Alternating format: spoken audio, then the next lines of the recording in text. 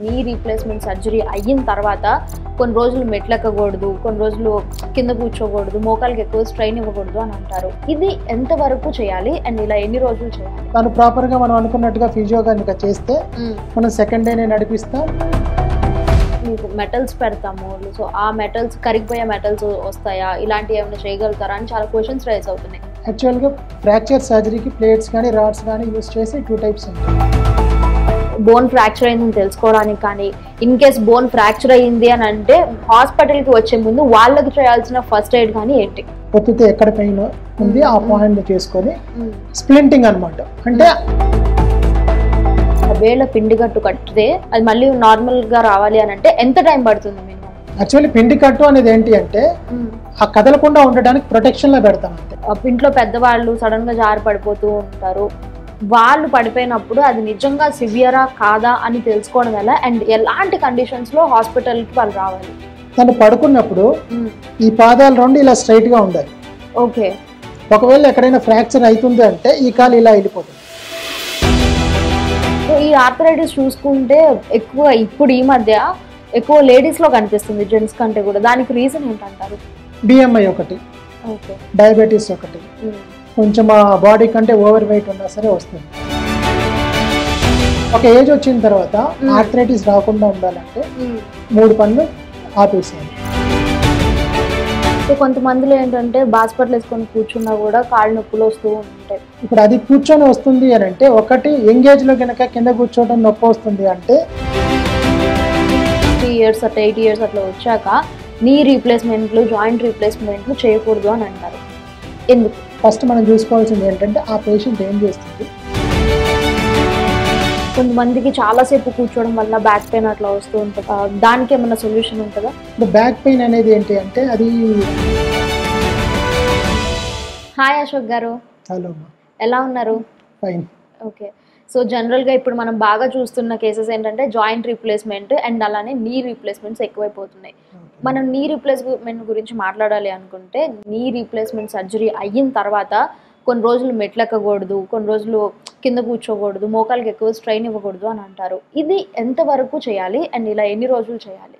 అంటే knee replacement surgery అంటే ఆ సర్జరీ సక్సెస్ అయిందా లేదా, దాని అవుట్కమ్ ఎలా ఉంది అంటే అది ఓన్లీ సర్జన్ పైన డిపెండ్ అయింది కాదు. ఓకే. అదేంటంటే hand to hand procedure. Okay. అది నేను సర్జరీకి చేయడానికి ఎంత కష్టపడుతున్నారో సేమ్ అటు సైడ్ నుంచి హెల్ప్ మనకు పేషెంట్ నుంచి కావాలి.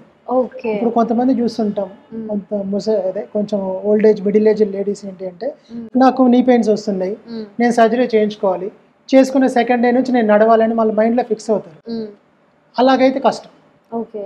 ముందు నీ రీప్లేస్మెంట్ చేయాలి అంటే పేషెంట్ దగ్గర నుంచి ఒక ఎక్సర్సైజ్ ఉండాలి, వాళ్ళ సైడ్ నుంచి ఫాలో అప్ ఉండాలి. నీ ఉంది, నీ బెండింగ్ మొత్తం 90 degreesలో కాలు పైకి లేవాలి, మడవాలి. అది తనకి సర్జరీ ముందు రాలేదంటే సర్జరీకి ముందు కనీసం వాళ్ళు ఎక్సర్సైజ్ చేసుకోవాలి, అట్లీస్ట్ ఒక 1 month 2 months అన్న చేసి ఆ బెండింగ్ అనేది తనకి ప్రాపర్గా వస్తుంది అని చూసుకొని అది సర్జరీ అయిన నెక్స్ట్ డే మళ్ళీ మనం బెండింగ్ చేయిస్తాం. సెకండ్ డేనే. అంటే ఎంతవరకు వస్తే అంత స్లోగా 2 days 3 days 4 days అట్లా నెమ్మదిగా ఒక 1 week 10 daysకి కొంచెం ఈ మూమెంట్స్ అంతా ప్రాపర్గా వచ్చేస్తాయి. అది వచ్చేసిన తర్వాతే తను ప్రాపర్గా మనం అనుకున్నట్టుగా ఫిజియో కనుక చేస్తే మనం సెకండ్ డేనే నడిపిస్తాం. With in 1 month 3 weeks to 1 monthలో మొత్తం స్టిక్ చేసి, మొత్తం స్టిక్ అది వాకర్ ఏమీ సపోర్ట్ లేకుండా తను నార్మల్గా నడవగలదు. ఓకే. అంటే బెడ్ రెస్ట్ లాంటిది? బెడ్ రెస్ట్ అనేది అసలు అవసరమే ఉండదు. జస్ట్ సర్జరీ అయిన 1 day తనని పడుకోబెడతాం అంతే, పెయిన్ ఉంటుందని. నెక్స్ట్ డేనే తనని మొబిలైజ్ చేస్తాం, మనం నడిపిస్తాం. ఆ పేషెంట్ సైడ్ నుంచి కూడా మనకు అలాంటి ఎఫర్టే కావాలి. ఓకే. అలా వస్తే 100% సక్సెస్ రేట్ ఉంటుంది. ఓకే. సో ఇప్పుడు బాగా వినిపిస్తుంది ఏంటంటే మీకు మెటల్స్ పెడతాము, సో ఆ మెటల్స్ కరిగిపోయే మెటల్స్ వస్తాయా, ఇలాంటివి ఏమైనా చేయగలుగుతారా అని చాలా క్వశ్చన్స్ రైజ్ అవుతున్నాయి. నిజంగానే అలాంటి మెటల్స్ ఉంటాయా? ఇప్పుడు ఒకవేళ ఫ్రాక్చర్ అయిందనుకోండి, ఆ ఫ్రాక్చర్ అయితే దానికి సర్జరీ చేయడానికి ప్లేట్స్ ఉంటాయి. యాక్చువల్గా నన్ను చాలామంది పేషెంట్స్ అడిగే క్వశ్చన్ ఇది, ఆ ప్లేట్స్ ఎన్ని రకాలు, ఒకవేళ కరిగిపోయే ప్లేట్స్ ఉంటాయా లేదా. యాక్చువల్గా ఫ్రాక్చర్ సర్జరీకి ప్లేట్స్ కానీ రాడ్స్ కానీ యూస్ చేసి 2 types ఉంటాయి. స్టెయిన్లెస్ స్టీల్ అని ఒకటి, టైటానియం అని ఒకటి. స్టెయిన్లెస్ స్టీల్ అంటే కొంచెం ఏజ్ ఓల్డ్, కొంచెం నార్మల్ బడ్జెట్ ఫ్రెండ్లీ పేషెంట్స్కి అది ఇస్తాం స్టెయిన్లెస్ స్టీల్. కొంచెం బెటర్గా ఏదైనా బయోకంపాటబిలిటీ తక్కువ, అదే బెటర్గా కావాలన్న పేషెంట్స్కి మనం టైటానియం ఇస్తాం. ఆ రెండింటికి డిఫరెన్స్ ఏంటి అంటే ఒకవేళ పేషెంట్ ఏదన్నా ఎంఆర్ఐకి వెళ్ళాల్సింది అని వస్తే స్టెయిన్లెస్ స్టీల్ అనేది కొంచెం హీట్ లాంటిది ప్రొడ్యూస్ చేస్తుంది కాబట్టి టైటానియం అయితే ఆ ఎంఆర్ఐ కంపాటబుల్ మెటల్ ఉంటుంది కాబట్టి అది వేసుకున్న తర్వాత కూడా ఎంఆర్ఐకి వెళ్ళిపోవచ్చు. ఇంకోటి ఏంటంటే స్టెయిన్లెస్ స్టీల్తో పోల్చుకుంటే టైటానియంలో కొంచెం బాడీ ఇన్ఫెక్షన్ అయ్యే ఛాన్సెస్ తక్కువ. ఓకే, సో అంటే దానివల్ల ఇన్ఫెక్షన్స్ అయ్యే ఛాన్సెస్ ఉంటాయా? ఛాన్సెస్ చాలా తక్కువ అమ్మా, అది డిపెండ్స్ అపాన్. ఇప్పుడు ఫ్రాక్చర్ ఏదైనా కింద పడి దెబ్బ తగిలితే ఆ సైడ్ నుంచి బ్లడ్ ఏం రావట్లేదు, అంతా క్లోజ్డే ఉంది, ఆ ఫ్రాక్చర్ సైడ్ ఓపెన్ కాలేదు, ఇంకా పేషెంట్ ఫిట్గా ఉన్నాడు, తనకి వేరే కామాప్స్ అంటే షుగర్ కానీ థైరాయిడ్ కానీ ఇలాంటివి లేవు, అంతా నార్మల్ ఉంది అంటే ఛాన్సెస్ ఆర్ వెరీ లెస్. ఒకవేళ పేషెంట్ ఏజ్డ్గా ఉంది, పేషెంట్కి షుగర్ వాల్యూస్ ఎక్కువ ఉన్నాయి, ఇంకోటి లేదంటే పేషెంట్ ఇక్కడ ఫ్రాక్చర్ అయ్యి కింద పడ్డ ప్లేస్లో ఓపెన్ అయింది, ఆ బయట నుంచి ఎన్వైరన్మెంట్ ఎక్స్పోజ్ అయ్యి లోపల డస్ట్ అనేది లోపలికి వచ్చింది, అలాంటి కేసెస్లో ఫ్రాక్చర్ ఇన్ఫెక్షన్ అయ్యే ఛాన్సెస్ ఎక్కువ ఉంటుంది. రెస్ట్ నార్మల్ ఛాన్సెస్లో తక్కువ ఉంటుంది, లెస్ దాన్ 1 to 5% అయితే అది చాలా తక్కువ, బట్ ఛాన్సెస్ అయితే ఉన్నాయి. ఓకే, స్టెయిన్లెస్ స్టీల్కి టైటానియంకి అది ఇచ్చే ప్రొటెక్షన్ వల్ల అయితే ఏమి చేంజెస్? అది చేసే పని మాత్రం రెండు ఒకటే.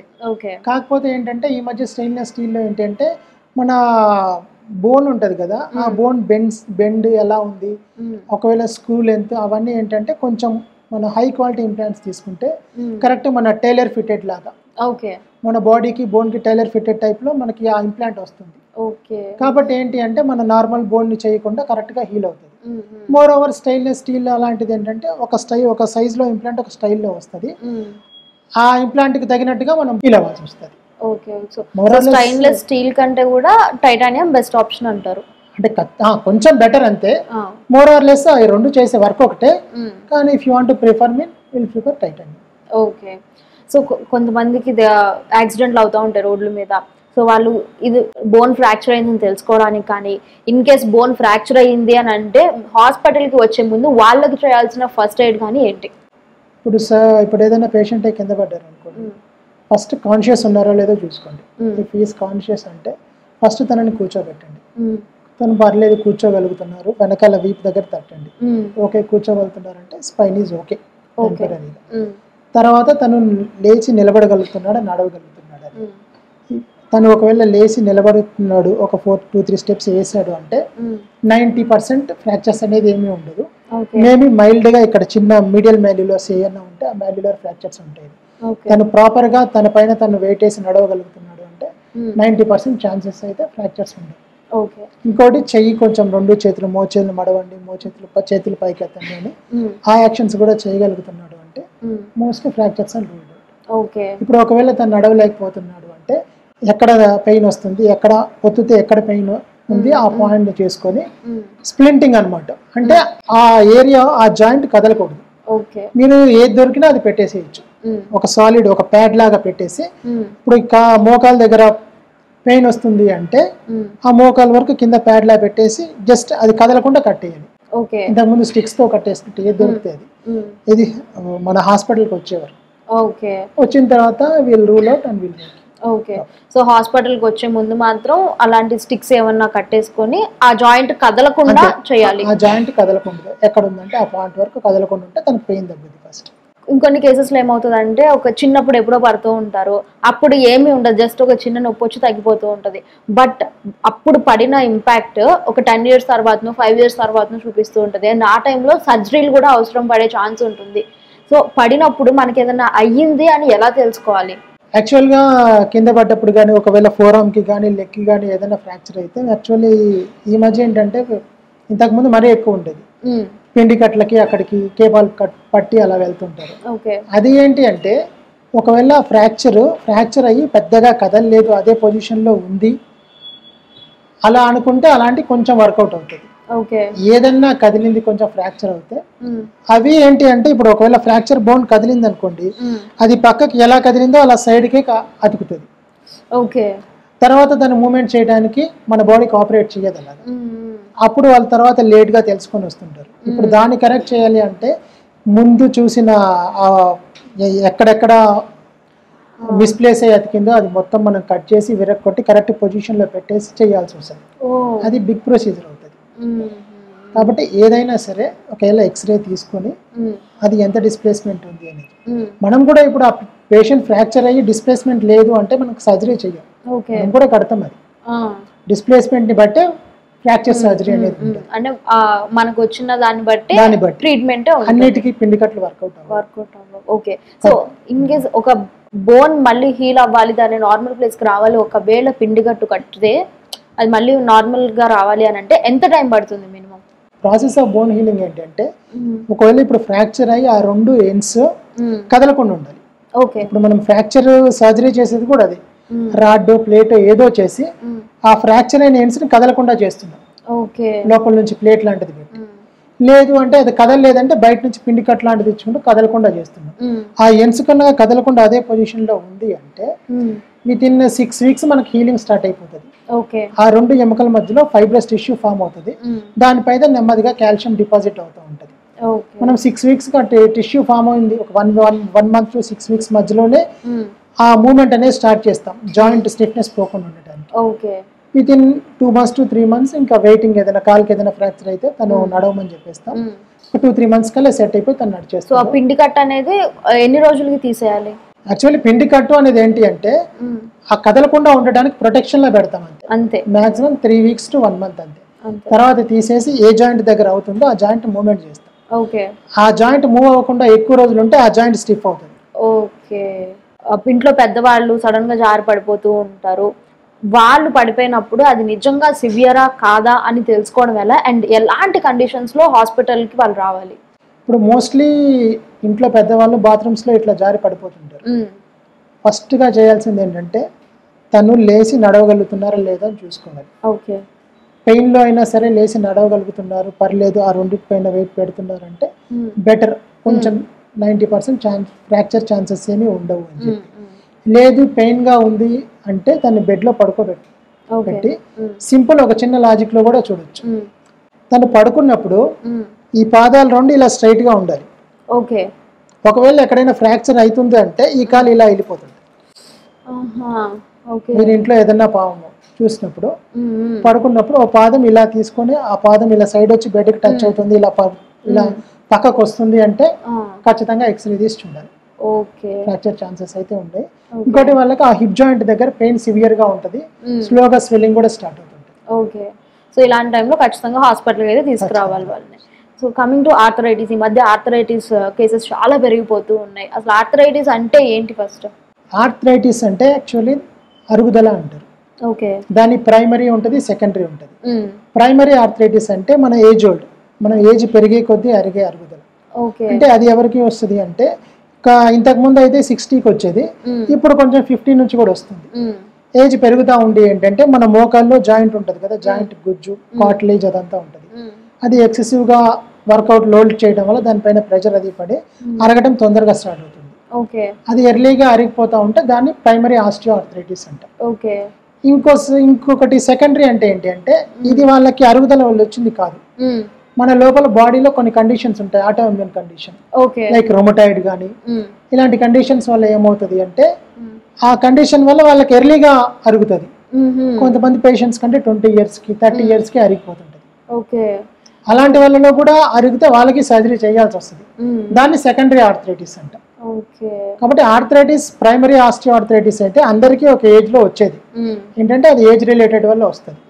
సెకండరీ అయితే అందరికీ రాదు, ఈ కండిషన్స్ రొమటాయిడ్ ఇలాంటి ఏదైనా ఉన్న వాళ్ళకి అది వస్తుంది. సో ఈ ఆర్థరైటిస్ చూసుకుంటే ఎక్కువ ఇప్పుడు ఈ మధ్య ఎక్కువ లేడీస్ లో కనిపిస్తుంది జెంట్స్ కంటే కూడా, దానికి రీజన్ ఏంటంటారు? బిఎంఐ ఒకటి, డయాబెటీస్ ఒకటి, కొంచెం ఆ బాడీ కంటే ఓవర్ వెయిట్ ఉన్నా సరే వస్తుంది. ఇంకోటి కొంతమంది సెడెంటరీగా ఉంటే కాల్షియం వైటమిన్ డి తక్కువ ఉంటుంది, ఆ మెటబాలిజం తక్కువ ఉంటుంది. ఇంకోటి హార్మోనల్ ఎఫెక్ట్స్ కూడా ఉంటాయి. లేడీస్కి ఏంటి అంటే ఈస్ట్రోజన్ డ్రాప్ అవటం వల్ల పోస్ట్ మెనోపాజల్ టైంలో ఆ కాల్షియం మెటబాలిజంలో డిఫరెన్సెస్ కూడా వస్తాయి. కాబట్టి దానివల్ల ఏంటి అంటే వాళ్ళకి ఛాన్సెస్ ఎక్కువ ఉంటాయి దేనికంటే. ఇంకా కింద కూర్చోవడం కూడా వాళ్ళు ఎక్కువ చేస్తుంటారు. కింద కూర్చోవడం వల్ల కూడా ఆర్థరైటిస్ వస్తుంది. ఒక ఏజ్ వచ్చిన తర్వాత ఆర్థరైటిస్ రాకుండా ఉండాలంటే 3 పనులు ఆపేసేయాలి: కింద కూర్చోవటం, స్టెప్స్ ఎక్కటం, ఇండియన్ టాయిలెట్స్ యూజ్ చేయటం, ఈ 3 తగ్గించాలి. ఒక ఏజ్ వచ్చి మనకు మోకాల దగ్గర ఆర్థరైటిస్ వస్తుంది అంటే. ఓకే. సో కొంతమందిలో ఏంటంటే హాస్పిటల్ వేసుకొని కూర్చున్నా కూడా కాళ్ళు నొప్పులు వస్తూ ఉంటాయి. కొంతమందికి బాగా తిరిగినప్పుడు అట్లా కూర్చొని కింద కూర్చొని హాస్పిటల్ వేసుకుంటే తగ్గుతుంది, కొంతమందికి హాస్పిటల్ వేసుకుంటే కాళ్ళు నొప్పులు వస్తాయి. ఇలా ఎందుకు జరుగుతుంది?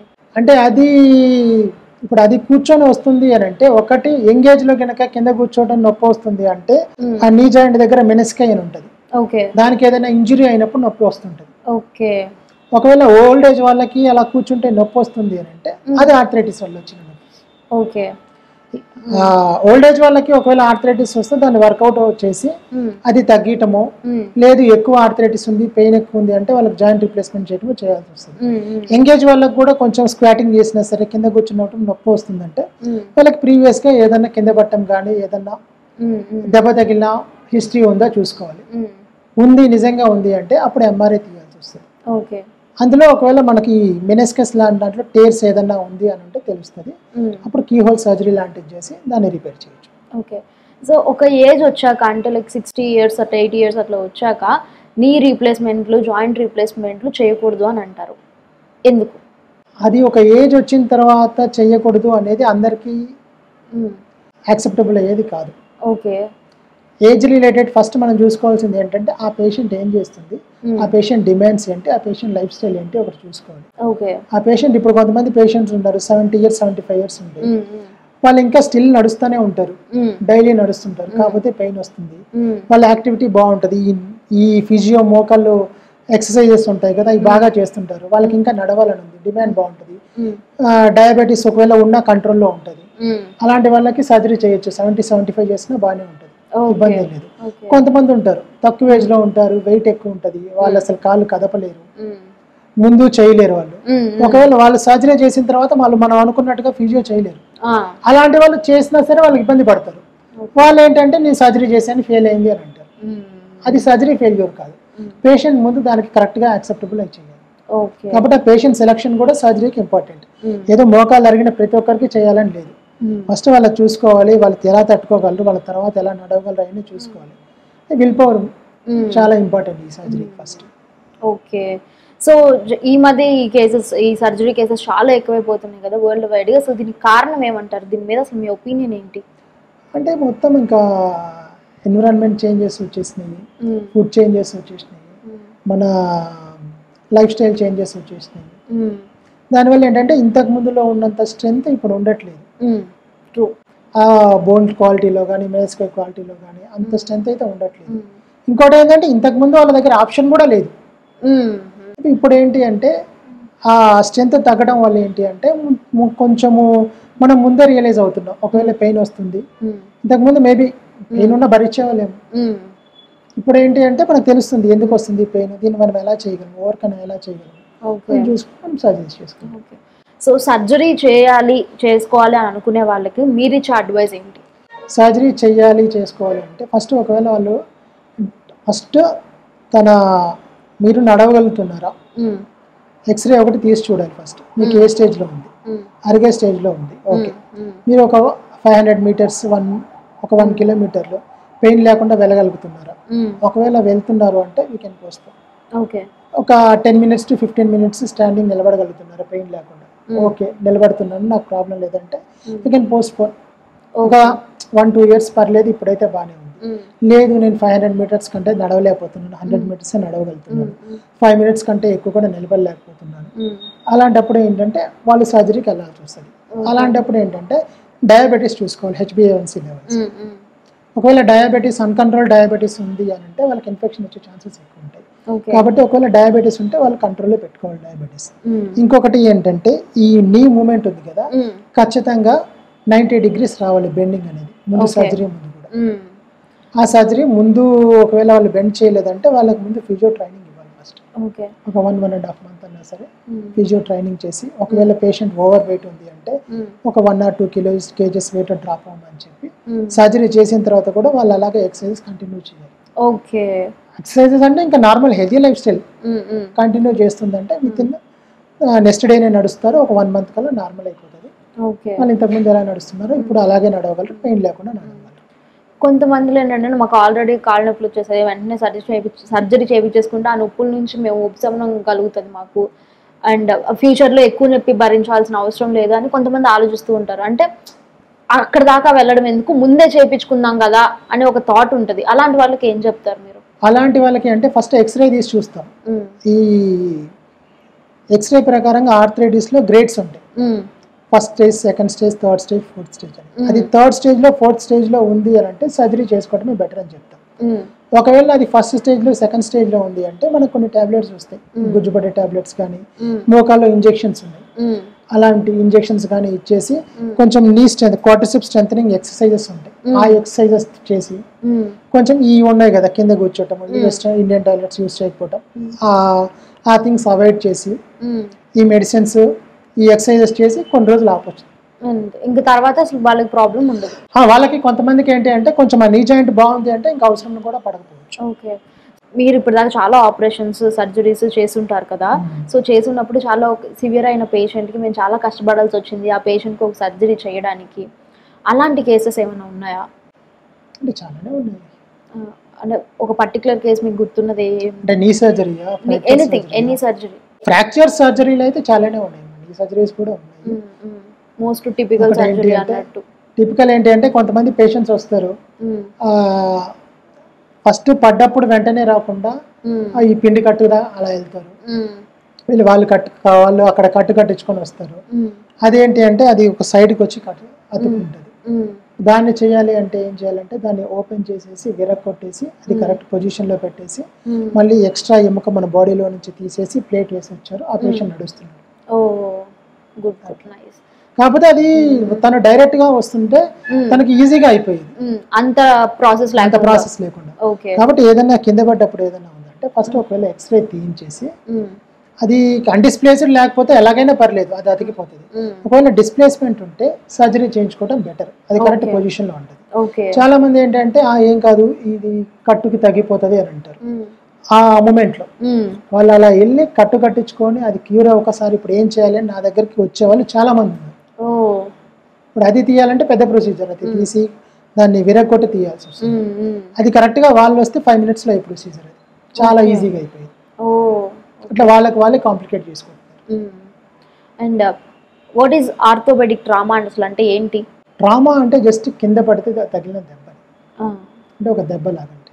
ఆర్థోపెడిక్ ట్రామా అంటే మోస్ట్లీ ఫ్రాక్చర్స్ కానీ మన బాడీలో ఏ బోన్ విరిగితే ఆ ఫ్రాక్చర్స్ అవన్నీ ట్రామా కిందకి వస్తాయి.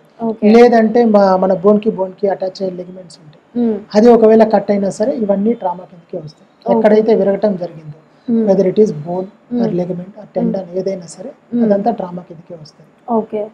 సో ఇట్లా బోన్స్కి సంబంధించి ఫుడ్ మంచిగా తీసుకోవాలి, మీ బోన్స్ బలంగా ఉండాలి అని అంటే ఎలాంటి ఫుడ్ ప్రిఫర్ చేస్తారు మీరు? అంటే మనము ప్రోటీనిషియస్ ఫుడ్ ఎక్కువ తీసుకుంటాం, మిల్క్ తీసుకోమని చెప్తాం, ఎగ్ తీసుకోమంటాం, మనకు కావాల్సిన టాబ్లెట్స్ కూడా ఇస్తుంటాం, కాల్షియం తీసుకోమంటాం, ఇంకా నాన్ వెజ్లో ఉంటాయి కదా చికెన్ సూప్ కానీ మటన్ సూప్ కానీ అవి కూడా తీసుకోమని చెప్తాం.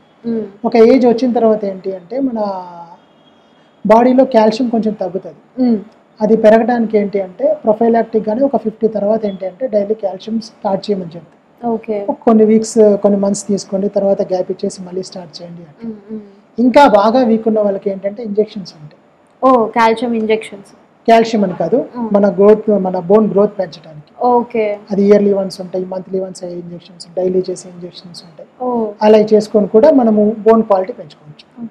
కొంతమందికి చాలాసేపు కూర్చోవడం వల్ల బ్యాక్ పెయిన్ అట్లా వస్తూ ఉంటుంది, లేకపోతే పడుకున్నా కూడా బ్యాక్ పెయిన్ వస్తూ ఉంటుంది. అలాంటి టైంలో వాళ్ళు హీట్ ప్యాక్ లాంటివి పెట్టుకోవడం వల్ల ఏమన్నా దానికి ఏమన్నా సొల్యూషన్ ఉంటుందా? ఇప్పుడు బ్యాక్ పెయిన్ అనేది ఏంటి అంటే అది అందరికీ ఒకే ఆన్సర్ వచ్చేది కాదు, అది ఏజ్ రిలేటెడ్ వస్తుంది, అది ఏ ఏజ్ వాళ్ళకి వస్తుంది. ఇప్పుడు ఒకవేళ 20-25 year వాళ్ళకి వస్తుంది పెయిన్, ఆ పెయిన్ కూడా జస్ట్ బ్యాక్ లో ఉందా కాళ్ళలోకి పాకుతుందా అని అడుగుతాం. ఇప్పుడు ఒకవేళ వాళ్ళకి జస్ట్ లేదు, నాకు జస్ట్ పని చేస్తున్నప్పుడే బ్లాక్ పెయిన్ ఉంది, పడుకున్నప్పుడు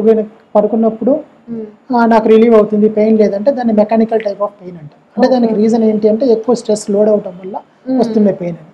దానికి ఏంటి అంటే వెనకాల బ్యాక్ స్ట్రెంథనింగ్ చేసే ఎక్సర్సైజెస్ ఉంటాయి, అవి చేసుకొని కొంచెం రెస్ట్ తీసుకుంటే వాళ్ళకి సెట్ అయిపోతుంది.